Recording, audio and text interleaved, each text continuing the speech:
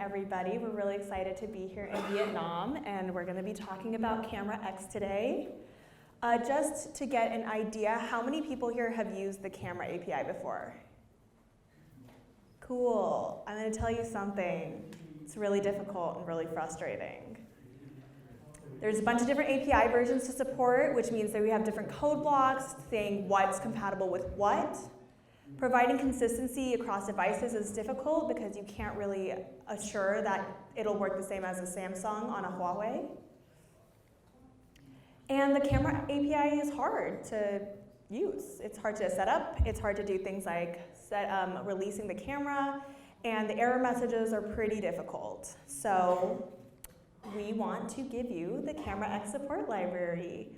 Over 70% of camera usage on phones is from developer-made apps, so we wanted to give you a first-class library to solve these problems. CameraX is backwards compatible to L, which is 90% of devices. We have consistent behavior across devices, which we manage using a testing lab that tests thousands of devices and API levels to make sure everything's consistent. And the APIs are really easy to use. And all of this gives us 70% fewer lines of code, which is amazing, which means that's that much less code to debug and that much less code to write. And I'm going to pass this off to Max. What's this? It's for the recording. Okay. So hi everyone, my name is Max and I'm a developer advocate from Google.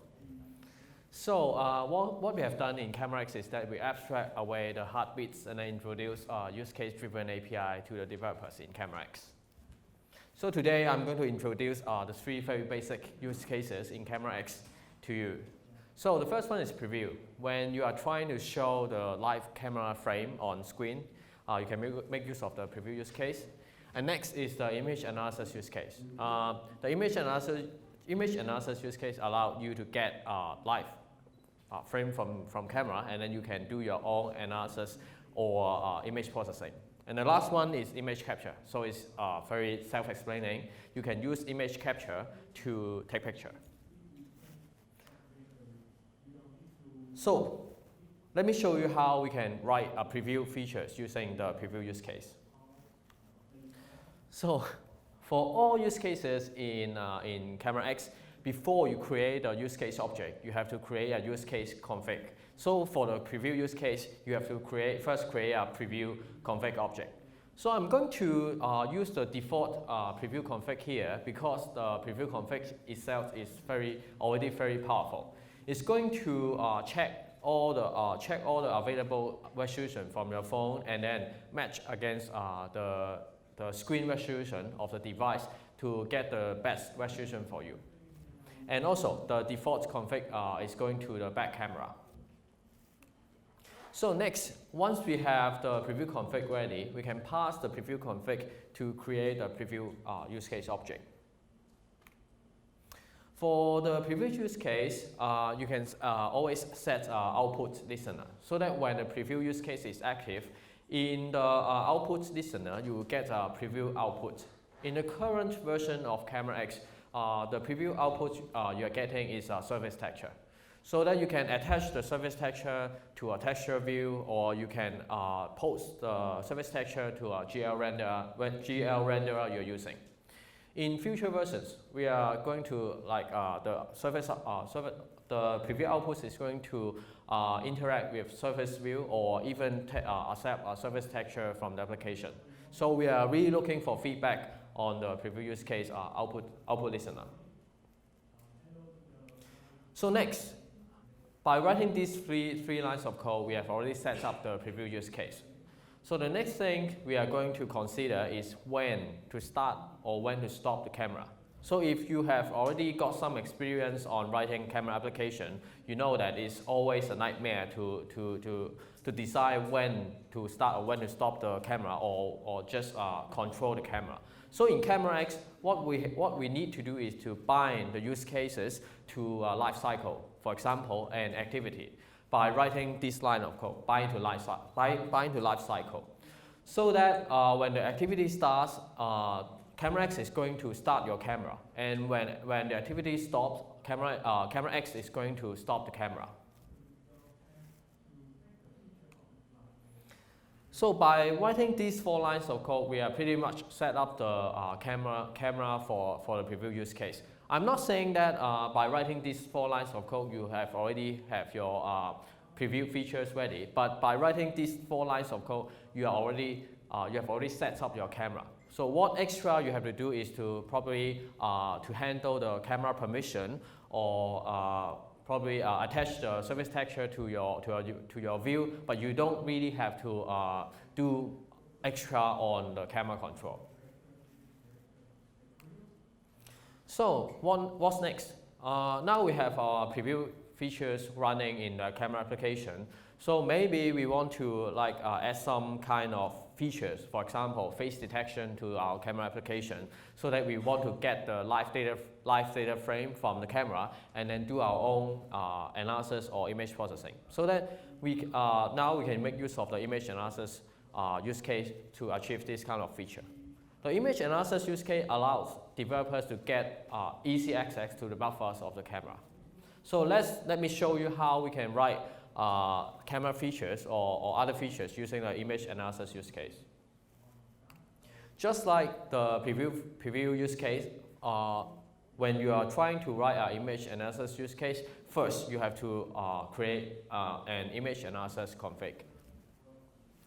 Instead of using the default configuration just like the preview use case, here I'm going to show you how we can add options or override the default configuration of the use case configuration. Here I'm going to set the target resolution for the image analysis use case.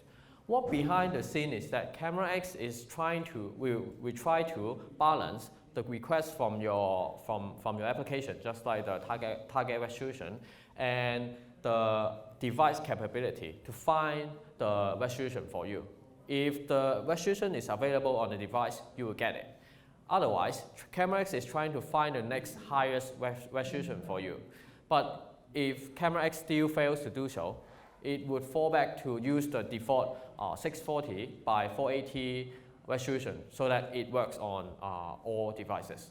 So the key thing here is that CameraX would try its best to set up the camera section for you so that you don't really need to handle anything about the camera control. So again, here we have the image analysis config ready. We can pass the image analysis config to create an image analysis object. For image analysis use case, you can set an analyzer so that when the image analysis use case is active, you will get image proxy from the analyzer of the image analysis use case.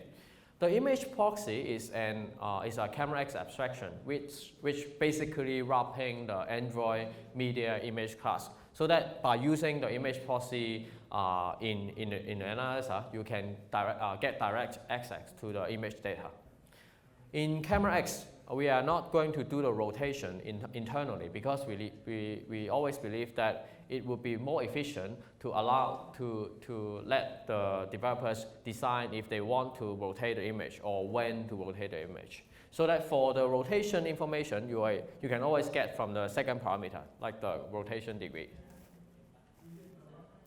So again, now we have our image analysis use case set up in 3 lines of code. The next is to bind an image analysis use case to the lifecycle. Here you can see that apart from the image analysis use case, I'm binding the preview use case I've used previously. So that here I'm going to demo to you that by binding both the preview and image analysis use case to the activity at the same time, so that when the activity starts, the preview is going to be on. You will get the live data stream on screen, and at the same time, in the image analysis analyzer, you will start getting the image data. So for the lifecycle owner, apart from activities, you can use other kinds of lifecycle, for example, fragment. So last one. So the last use case I'm going to talk about is image capture. So image capture use case allow developers to take high quality photos. So behind the scene, CameraX in image capture use case, we are going to handle the focus control, auto exposure, and also auto white balance. So sometimes they are called 3As for the developers, so that you don't have to do the camera control. You don't really have to do the 3A control. And so let me show you how we can write an image capture use case to do image capture. Again, you have to create the image capture config and provide the image capture config to create your image capture use case. And now I'm going to bind all the 3 use cases to the activity, so that when the activity starts, the preview is on, and you will start getting the image buffer from the image analysis analyzer, and also you are ready to take photo in the activity. Usually, when you are writing a camera application, I would imagine that there was some kind of button on screen, for example, the shutter button, to allow the users to take photo. When the users after the user has pressed the button, somehow we are going to trigger a method, say on click. So here, when we are writing image capture function, first we have to create a file object which specify the destination of the photos, so that CameraX would know where to push the image data in. And next we have to call the image capture take picture method to take the picture.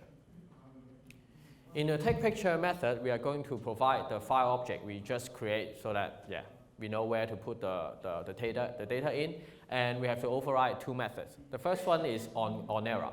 So it's called when the take picture method fails, and the on image saved method, so that is called when the take picture method succeeds. So this is all I want to bring to you about the preview use case, image analysis use case, and image capture use case today. Next, I'm going to talk about the CameraX extension. So we can find that there's a lot of new camera features available in native camera application on your phones. For example, maybe in a native camera application on your phone, you may find portrait, night mode, HDR, or beauty mode. But today, you can't really, if you're building your camera application, you can't really do it through the camera API. Some of the OEMs, they will provide you with their private SDK to do so. But in CameraX, we are working with a number of OEMs to allow them to expose the feature through the CameraX extension API. So that by the end of 2019, we are going to support portrait, night mode, HDR, and beauty mode through CameraX extension interface.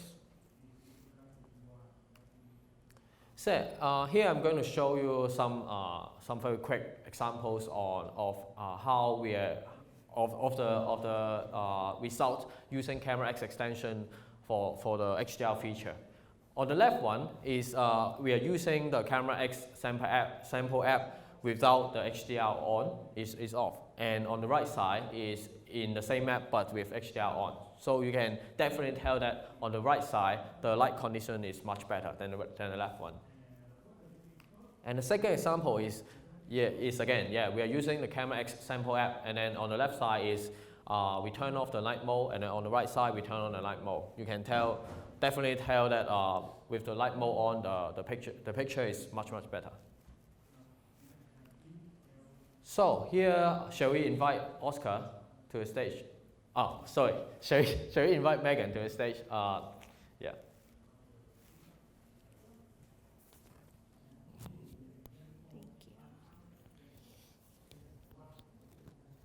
Hello, this is a good time to take your cameras out because we got some pretty important links up here. The first link is to our CameraX sample app, which I'm going to be talking about a little more. The second link is for our dev mailing list. And our third link is for the Stack Overflow tag. So take some pics.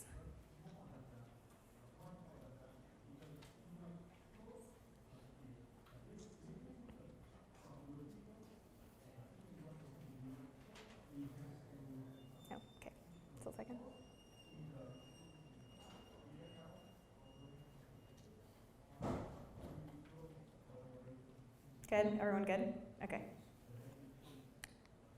So the CameraX sample app is really important because it details everything that we had to do to get it up and running. It is in our new GitHub repo for all of our camera samples. We're going to be monitoring repo issues and pull requests, so don't be shy. We'd love to hear from you. And it's important to know that sample issues do not mean CameraX library issues.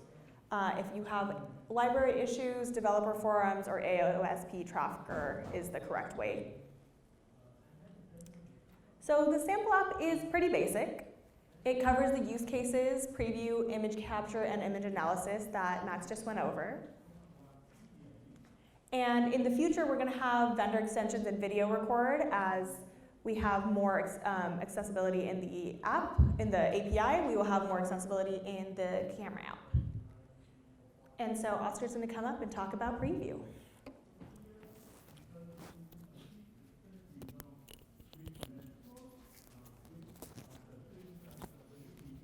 Hey everyone, I want to speak a little bit about some of the stuff we had to do in the sample app to get preview running, which can be quite tricky. So first of all, I want to say that CameraX is really, really good at one thing, and that is managing the lifecycle. As Max was showing, all we have to do is to bind the use cases to the lifecycle, and stuff just works. However, when it comes to the preview, there's a lot more things we have to handle because those things fall outside of the lifecycle where components land, so to speak. First of all is the preview output update. This comes directly from the CameraX library.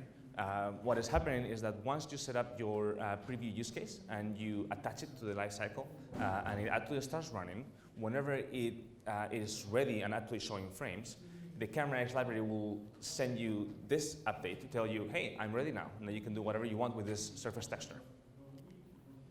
We also have layout and basically view-related lifecycle updates. This is mainly just an Android thing. Whenever your view is out and in your display and it actually inflates, you are going to have to query what the size is and the orientation and all those things. We also have display changes. For example, as you know, in Android, when you do an 180-degree rotation, you don't get a relayout. Your activity doesn't restart. All you get is this callback from a display listener. You also have other circumstances where the display gets removed or attached that may not affect your preview per se, but say I am some sort of communications app and my user plugs in an external display. Maybe that's time for me to display the preview onto the secondary display. We're not doing this in the sample, but it's something to take into consideration. And then lastly, we have camera hardware changes. Since starting in Android P, we now support USB cameras.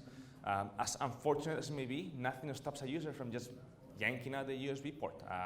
You have to handle that. Similarly, now we have the new retractable cameras.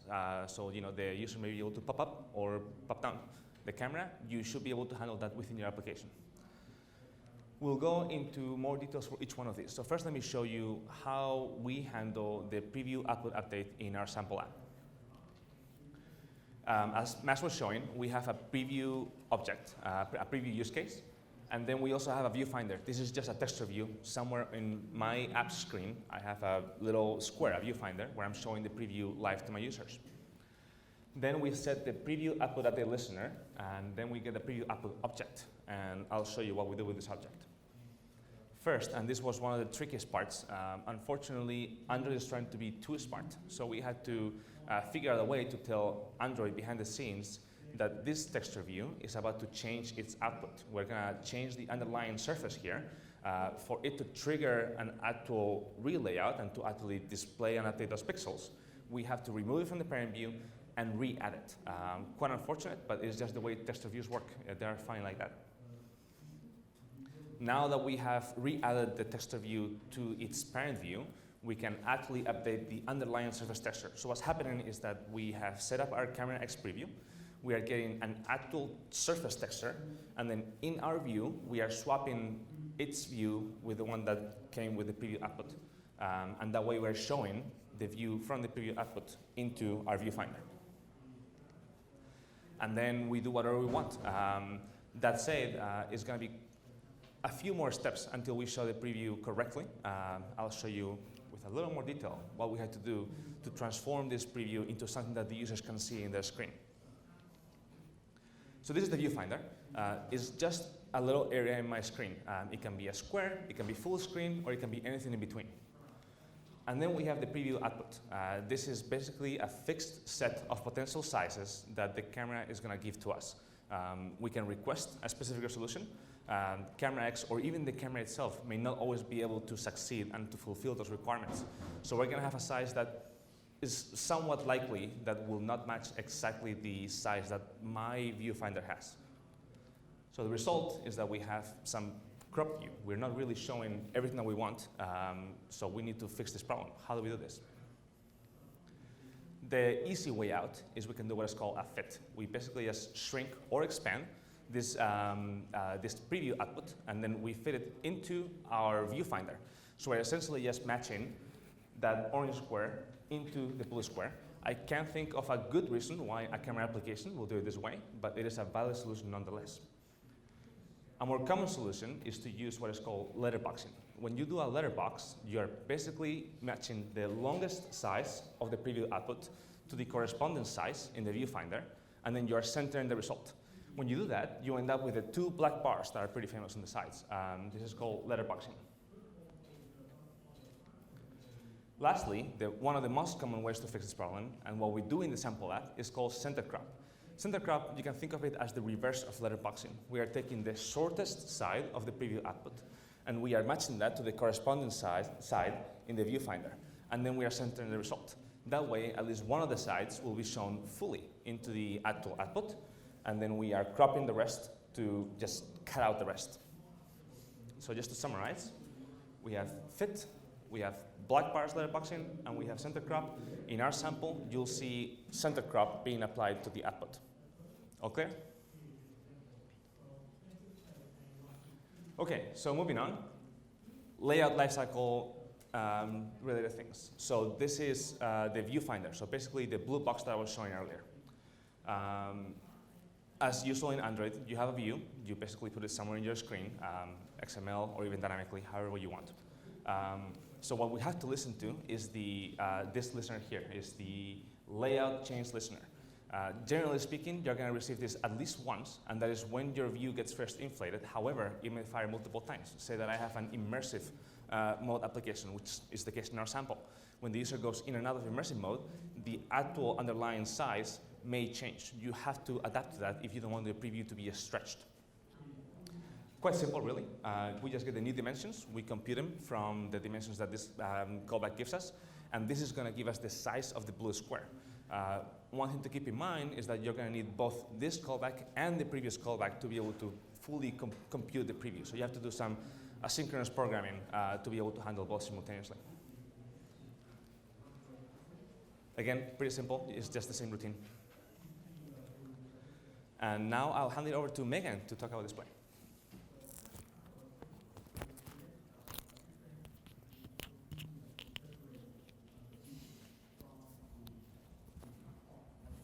Hello, I'm going to be talking about how to handle display, mostly 180-degree rotations. So in order to do this, we're going to get our viewfinder and save the ID. And then after that, we're going to create a display listener that is registered with the display manager. Right now, we're not going to care about display added or display removed. We're just going to focus on display changed. And so once we have the changes, then we want to apply the transformation. But how do we do that? So there's a couple different ways to do it. First way is to apply the rotation on top of the previous transformations. So you save the previous transformations somewhere else, and then you apply the rotation, and then that's your result. The second way is to apply the rotation to the preview use case. So you take the preview use case and you call set target rotation, and the preview output update listener will give you the result. If there's any reason you cannot get that for the rotation, then you can call preview output .rotation degrees, and that will give you the rotation degrees. And so that's how we handle it in the sample app. The next thing is camera hardware, which is easy because currently we do not support it. So pretty easy to handle. And I'm going to give it back to Oscar.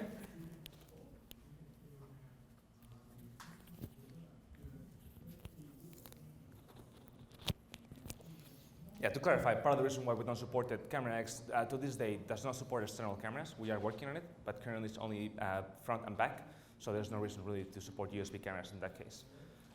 Further, when it comes to camera-related life cycles, it is the expectation that CameraX will be able to handle those, not just the ones related to the life cycle aware components, but also anything related to camera. We can expect CameraX to handle it. So we just showed you how to do all these things that you have to handle in order to do the preview correctly, and you can implement all of those, or you can forget everything we just said and simply use a utility class, the AutoFit texture view or AutoFit preview builder, which will implement all of this and is basically ready to copy paste into your applications.